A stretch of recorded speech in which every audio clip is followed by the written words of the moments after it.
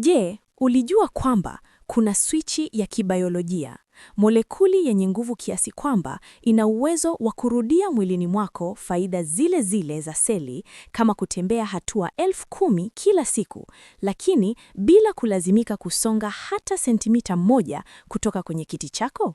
Kile unachokaribia kusikia kinakwenda kinyume na kila kitu ambacho wamekuwa wakikurudia kwa miongo kadhaa. Mamilioni ya wazee wanapoteza uzito wa misuli yao, nguvu zao za uhai na uwezo wao wa kusonga, wakidhoofika siku baada ya siku kwa sababu tu hakuna mtu kabisa ambaye amewaeleza kwamba kuna zoezi lisiloonekana. Kirutubisho ambacho hufanya kazi ndani ya seli zako, kikiimarisha misuli yako, kikiinga moyo wako na kukurejeshea miaka ya utendaji uliodhani imepotea katika shimo la wakati. Nisikilize vizuri, kwa sababu hii si hadithi ya kisayansi.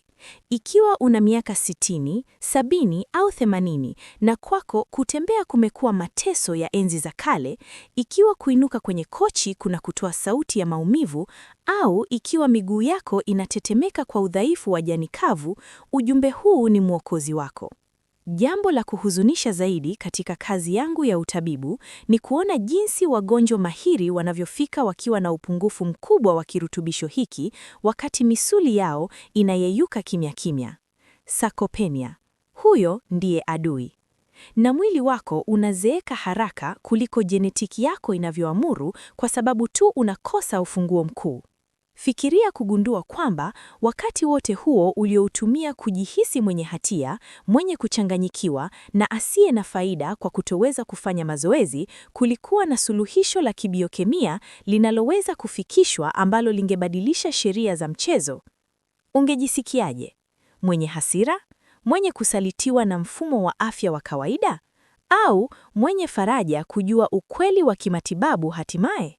Kabla ya kuingia ndani ya sayansi itakayookoa uhuru wako, nahitaji ufanye kitu kwa ajili yako sasa hivi.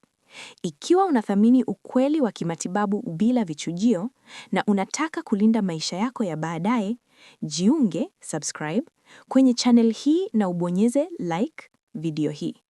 Usifanye kwa ajili yangu, fanya ili algorithm ielewe kwamba afya ya wazee ni muhimu na imuonyeshe habari hii mtu ambaye labda leo hawezi kutoka kitandani. Fanya sasa. Sawa, tuseme wazi. Kwa nini mwili wako unadhoofika hata kama si kosa lako? Acha nikueleze kitu ambacho wenzangu wengi wanapuuza au wanasahau kutaja. Katika maisha yako yote, wamekuwa wakikuchimba akili kwamba mazoezi ya mwili ndiyo njia pekee ya kudumisha nguvu. Tembea dakika 30 bwana, au utadhoofika. Na ndiyo, mazoezi ni dawa unapoweza kuyafanya. Lakini vipi kuhusu mamilioni ambao kimwili hawawezi? Wagonjwa wenye ugonjwa wa baridi yabisi, arthritis, kali, ambapo kila hatua ni kutembea juu ya vipande vya kioo. Wagonjwa wenye kushindwa kwa moyo, heart failure, wanaohofia moyo wao utapasuka kwa juhudi. Wagonjwa baada ya upasuaji. Kwa wote hao, tiba ya kawaida ina ujumbe wa kikatili na wa kuvunja moyo. Samahani, bila jasho hakuna utukufu. Jiandae kwa udhaifu na utegemezi. Huo ni uongo wa kuangamiza. Sayansi ya kisasa, biokemia ya hali ya juu, imegundua kwamba kuna vitamini maalum ambayo inapokuwepo kwa viwango sahihi, inawasha swichi zile zile za kijeni kama mazoezi. Inaamsha michakato ile ile ya uashiriaji wa seli. Nazungumzia vitamini Kappa-2 na kuwa sahihi, aina yake ya MK7. Si vitamini ya kawaida, ni mkufunzi binafsi wa hadubini anayefanya kazi masaa 24 za siku ndani yako. Na hapana, sizungumzii nadharia za njama za mtandaoni. Nazungumzia tafiti zilizochapishwa katika majarida ya matibabu yenye heshima zaidi duniani, utafiti na maelfu ya wagonjwa. Kuna utafiti mkubwa, utafiti wa Rotterdam na ufuatiliaji mwingine wa kimatibabu ambao uliwana maelfu ya wazee. Na unajua walipata nini? Wale ambao hawakuweza kufanya mazoezi lakini walikuwa na viwango bora vya vitamini K2 walidumisha uzito wa misuli yao na uzito wa mifupa karibu sawa na wale waliotembea hatua 8,000. Vitamini hiyo ilifanya kazi ya kimetamiliki ya mazoezi. Misuli yao haikupungua kwa kasi ya kutisha ya wengine. Vifo vyao vilikuwa chini kwa 34%. Tunazungumzia miaka ya maisha iliyopatikana. Miaka yenye ubora, si ya kuwa umelala kitandani. Ikiwa umewahi kuhisi mwili wako unakusaliti na kutoweza kusonga kunakupa wasiwasi, andika kwenye maoni, siwezi kutembea. Nahitaji kujua wangapi kati yenu mnapigana vita hivi kimya kimya. Hauko peke yako. Tutavunja ukimya huo wa kimatibabu pamoja. Sasa, tuingie ndani kwenye utaratibu. Inawezekana je molecule kuchukua nafasi ya mwendo? Elewa hili na utauona mwili wako kwa macho mengine. Unapotembea, misuli yako hutoa ishara za kemikali. Inaipimbia kelele mwili. Amka, tunahitaji nguvu. Washa jeni za ujenzi. Ni kama kengele ya moto inayolazimisha seli kufanya kazi. Kwa miaka ya miongo, tulidhani kwamba tu mguso wa mguu ardhini ndio uliowasha kengele hiyo. Tulikosea. Vitamini K2 inaamsha protini ya kichawi inayoitwa osteocalcin. Vitamini hiyo iriari ipo mwilini mwako sasa hivi, lakini kuna uwezekano mkubwa imelala, haifanyi kazi, katika hali ya koma ya kimetaboliki. Bila vitamini K2, osteocalcin haina faida. Lakini unapoingiza K2 imehitaji busu la uhai. Osteocalcin inaamka na kusafiri kwenye damu yako ikipiga kelele za amari. Misuli, imarikeni. Mifupa, kamateni calcium. Kimetaboliki, chomeni mafuta. Ni ishara ile ile ambayo mazoezi huzalisha. Seli zako ni vipofu, hazijui kama ulikimbia mbio ndefu au kama ulikunywa K2. Zinajilibu tu ishara ya kemikali. Watafiti nchini Sweden waligundua kwamba wazee wenye viwango vizuri vya K2 walikuwa na mara 3 zaidi ya osteocalcin active. Matokeo, misuli mikubwa na yenye nguvu na ya kijani, bila kwenda gym. Lakini subiri, kwa sababu hii inazidi kuwa ya kuvutia na inahusiana moja kwa moja na mfuko wako na mustakabali wako wa kiuchumi. Fikiria, upasuaji wa nyonga unagharimu kiasi gani? Nyumba ya kusaidiwa inagharimu kiasi gani wakati huwezi tena kwenda chooni peke yako? Dawa za shinikizo la damu lisilodhibitiwa zinagharimu kiasi gani? Kudumisha afya yako si gharama, ni uwekezaji wa busara zaidi kulinda mali ya familia yako. K2 haiamshi tu osteocalcin, pia inaamsha protini nyingine mlinzi, MGP, Matrix Gla Protein. Sikiliza kwa makini kwa sababu hii inaokoa maisha. Kazi ya MGP ni kuzuia calcium isigande mahali pasipofaa. Kosa kubwa la uongezaji wa virutubisho wa zamani lilikuwa kutoa calcium ovyo. Na nini kilitokea? Calcium haikuenda kwenye mifupa, ilienda kwenye mishipa, ikiifanya kuwa mawe magumu. Mshtuko wa moyo, viharusi. K2 inaamsha MGP ambayo inachukua calcium hiyo kutoka kwenye mishipa na kuiweka kwenye mfupa. Inasafisha mishipa yako na kuimarisha kiunzi chako cha mifupa kwa wakati mmoja. Watafiti nchini Uholanzi walithibitisha kuwa K2 inaweza kupunguza ugumu wa mishipa kwa 12% katika miaka 3. Hiyo inalinganishwa na kufanya mazoezi ya aerobics kila siku. Ni kama kuwa na bima ya maisha isiyoonekana inayozunguka kwenye mishipa yako. Ikiwa unaelewa ukubwa wa hili, ikiwa unatambua kuwa kuna matumaini ya kweli yanayotegemea fiziolojia na si njozi, nataka uhakikishe kama umejiunga, subscribe na chaneli. Tunajenga jumuiya ya wazee wenye taarifa, wakosoji na wenye nguvu. Jiunge nasi. Sasa, nitakuwa maalum sana kuhusu utakachohisi. Sitaki maneno matupu, nataka ukweli. Kwanza, kusimamisha kudhoofika, atrophy. Baada ya miaka 60, unapoteza 3% ya uzito wa misuli kwa mwaka usipofanya chochote. Katika muongo mmoja, umepoteza 1/3 ya wewe mwenyewe. K2 inasimamisha hili, inapunguza upotevu wa misuli kwa kiasi kikubwa. Pili, mifupa ya chuma, si ahadi tupu. Utafiti wa Rotterdam ulionyesha kupunguzwa kwa 57% ya kuvunjika kwa nyonga. 57%, unatambua? Hiyo inamaanisha kupunguza zaidi ya nusu uwezekano wa kubaki kitandani milele kwa kuanguka jikinga. Tatu, udhibiti wa glucose. Osteocalcin inaboresha usikivu wa insulin. Sukari yako inashuka, nishati yako inapanda. 4, ulinzi wa moyo na mishipa. Mshtuko wa moyo mchache, ugandaji mchache. Bila shaka unajiuliza swali la kimantiki sana wakati huu, na kwa haki zote duniani. Daktari, ikiwa hii ni ya miujiza kiasi hiki, kwa nini daktari wangu wa kawaida hakuniandikia miaka 10 iliyopita? Kwa nini hakuna aliyeniambia? Jibu litakukasirisha, lakini ni la lazima kwa mwamko wako. Kwanza, kwa sababu vitamini K2 ni adimu sana katika lishe yake ya kisasa ya magharibi. Haipo kwenye saladi, haipo kwenye kuku wa supermarketi. Ipo katika vyakula vilivyochachushwa ambavyo hatuli tena, kama natto ya Japan au jibini fulani maalum zilizokomaa. Pili, na hili ni la kusikitisha, umbo wako hauzalishi tena K2 kama ulipokuwa kijana. Umri, antibiotics ambazo umetumia kwa midioko, omeprazole, dawa za kiungua, yote hayo yameharibu mimea ya bakteria au flora iliyoweza kukusaidia.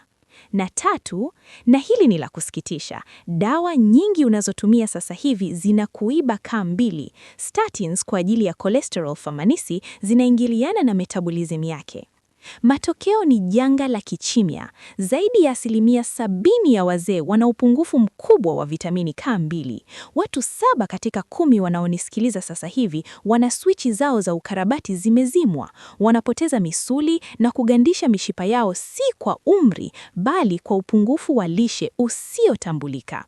Unatusikiliza kutoka sehemu gani ya dunia? Andika nchi yako kwenye maoni. Nataka kuona ujumbe huu wa uwezeshaji wa wazee unafika wapi. Lakini, unajua vipi kama wewe ni sehemu ya 70%? Mwili unatoa taarifa, lakini kwa kunongonongo. Lazima ujifunze kusikiliza kabla haujapiga kelele kwa mshtuko wa moyo au kuvunjika mfupa. Zingatia ishara hizi, kwa sababu ukiwa na 3 au zaidi, hitaji lako ni la dharura. Ishara ya kwanza, umepoteza urefu. Ikiwa una urefu wa sentimita 2 chini ya miaka 5 iliyopita, si uzee, ni uti wa mgongo wako unaporomoka kwa ukosefu wa uzito wa madini. Ishara ya pili, mikakamao ya usiku, ile inayokuamsha ukipiga kelele. Ishara ya tatu, shinikizo la damu sugu kwa dawa, mishipa yako ni mabomba magumu. Ishara ya 4, michubuko rahisi. Ishara ya 5, kisukari kigumu kudhibiti. Ikiwa unatambua haya kwako, usiwe na hofu, lakini chukua hatua. Suluhisho halihitaji ukimbie mbio ndefu kesho, linahitaji uwe mwerevu na biokemia yako.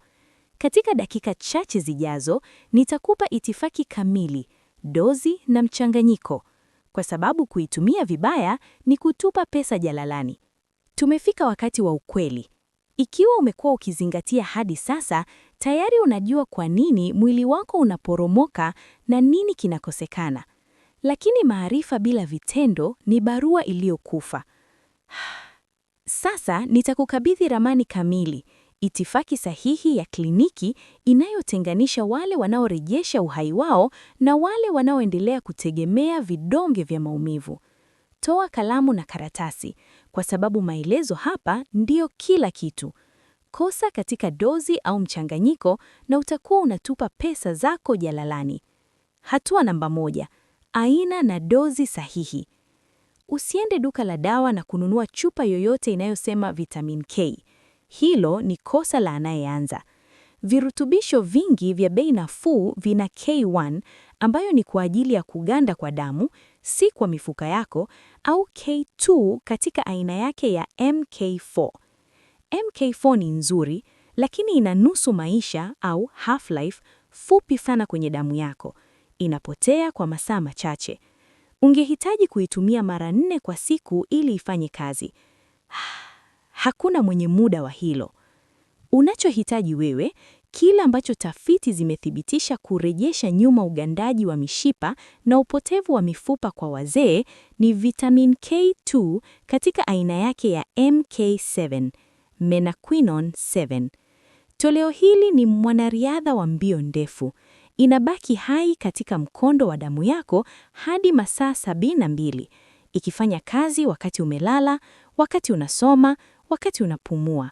Ni mkufunzi binafsi asiyepumzika kamwe. Dozi: ili kupata faida zinazolingana na mazoezi kwa watu wenye zaidi ya miaka 60, sayansi inaelekeza kwenye kiwango cha microgram 180 hadi 200 kila siku. Chini ya hapo ni matunzo.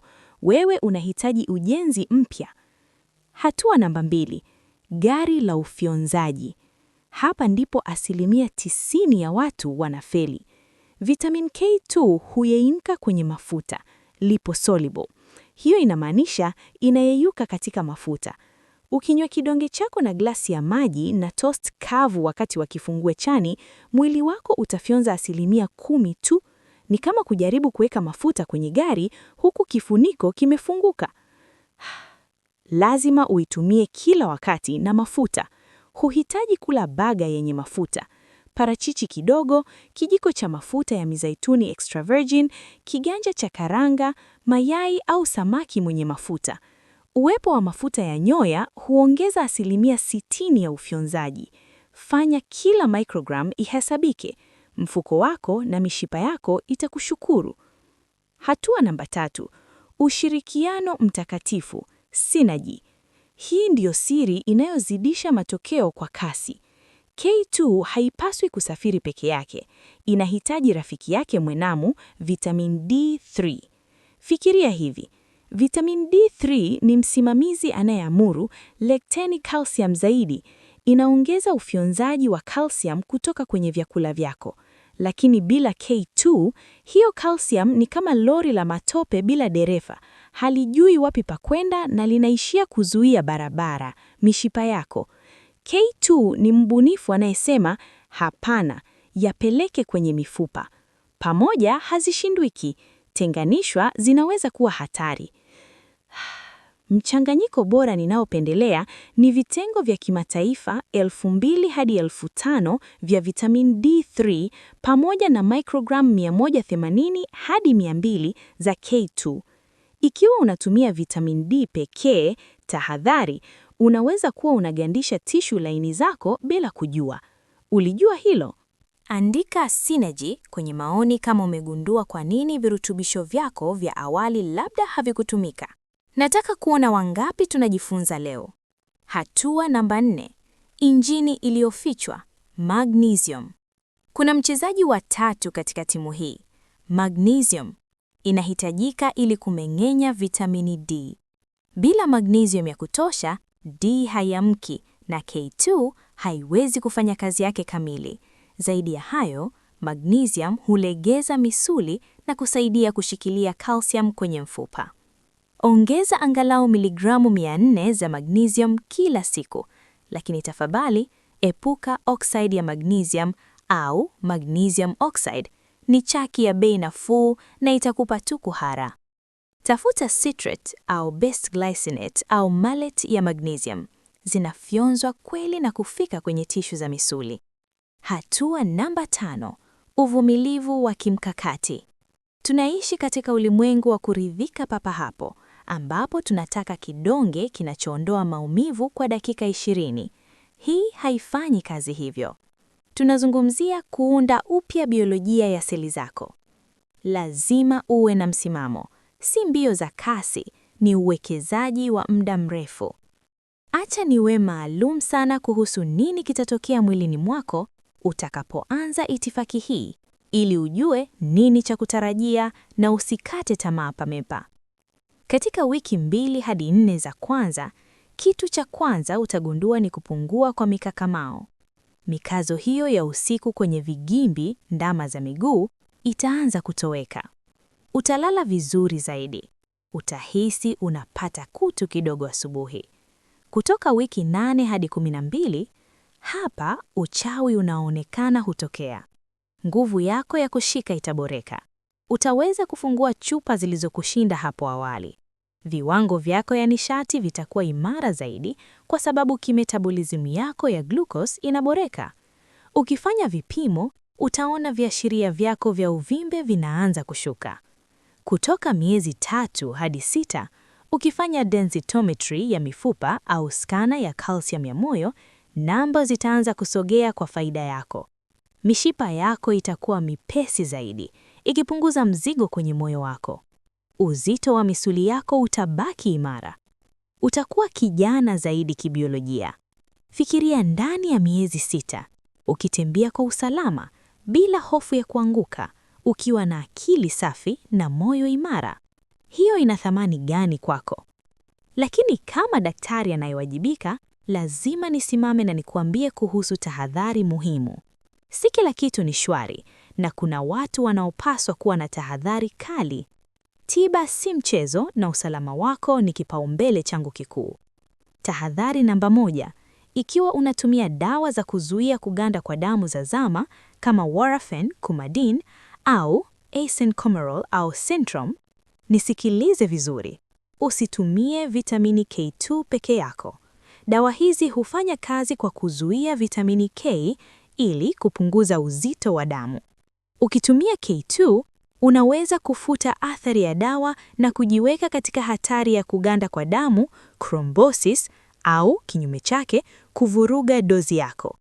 Hii haimaanishi huwezi kuitumia kamwe, lakini inahitaji usimamizi mkali wa daktari na ufuatiliaji wa INR yako. Hata hivyo, ikiwa unatumia dawa mpya za kuzuia kuganda kwa damu kama Eliquis au Xarelto, kwa ujumla hakuna mingugano ya moja kwa moja, lakini wasiliana na moyo wako kwanza kila siku. Andika anticoagulant kwenye maoni kama uko katika hali hiyo ili tujue unapaswa kuwa na tahadhari ya ziada. Tahadhari namba 2, ugonjwa wa kigu sugu uliokithiri, hatua ya 4 au 5.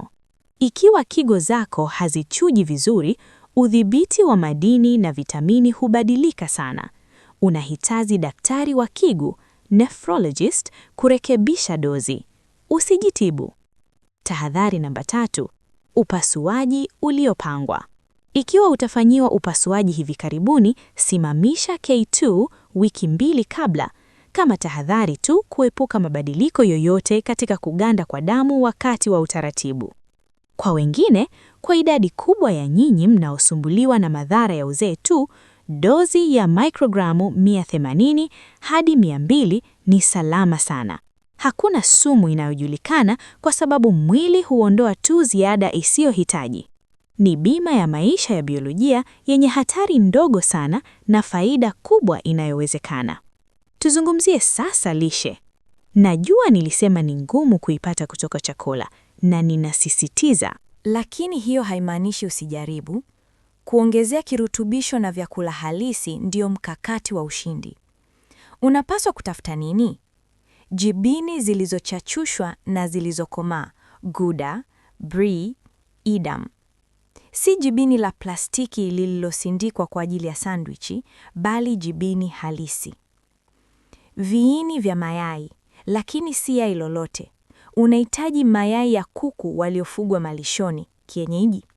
Ikiwa kuku hali kijani, hazalishi K2. Ini.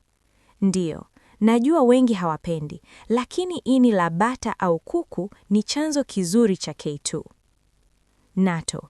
Ikiwa wewe ni jasiri na unaweza kuvumilia muundo wa kunata na harufu kali ya soya, hii iliyochachushwa ya Kijapani ni bomu la atomi la K2. Kijiko kimoja tu kina K2 nyingi kuliko chupa nzima ya vidonge. Lakini tukiwa wa kweli, wengi wetu tunapendelea kidonge. Sasa nataka uvute picha ya kitu. Fikiria mwili wako ni nyumba ya zamani. Kwa miaka umepaka rangi nje, krimu, rangi, lakini mihimili mikuu, mifupa yako na mabomba, mishipa yako yamekuwa yakiharibika kwa ndani. Hakuna aliyekuambia jinsi ya kuyatunza.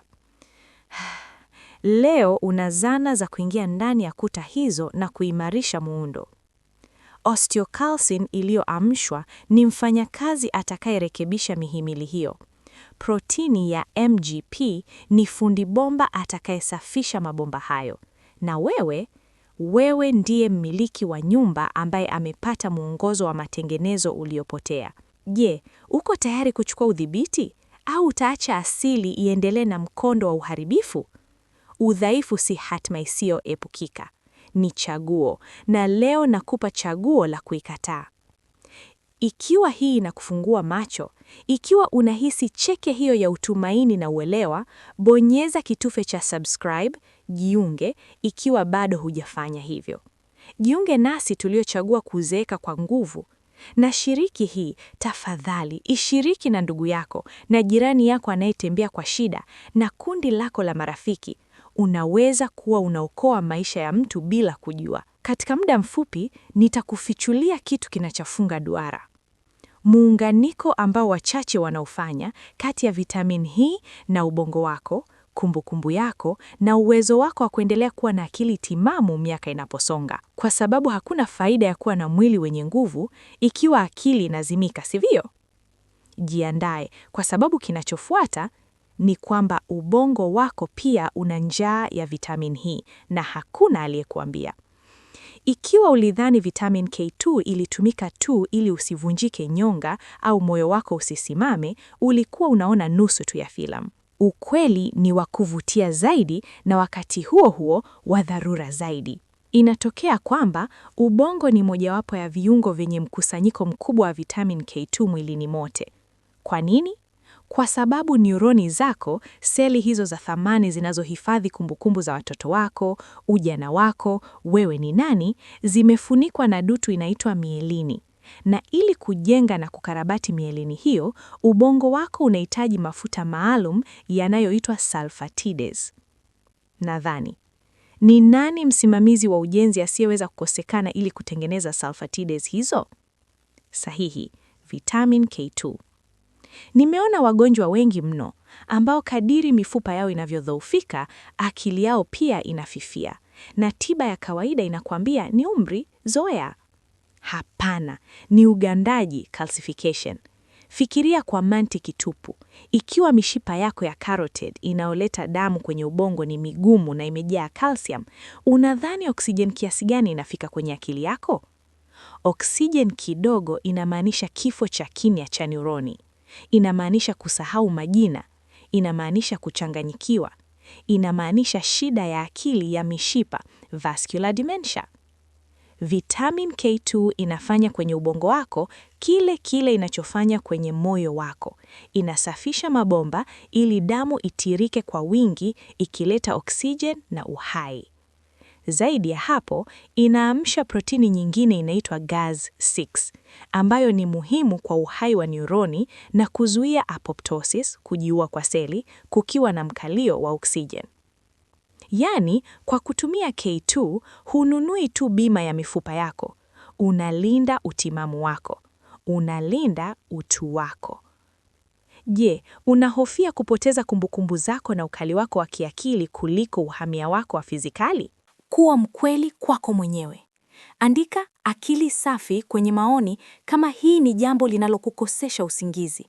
Nahitaji kujua unaelewa uzito wa kilicho hatarini. Sasa, nataka tupige hatua nyuma na tutazame picha kamili. Tumezungumzia biokemia, dozi, calcium na mishipa, lakini mabadiliko ya kweli ninayokupa leo si ya kimwili tu, ni ya kisaikolojia, ni ya kihisia. Kwa muda gani umeishi na hatia? Hatia hiyo inayokula ambayo unahisi unapoona wengine wa umri wako wakitembea bustanini na wewe huwezi.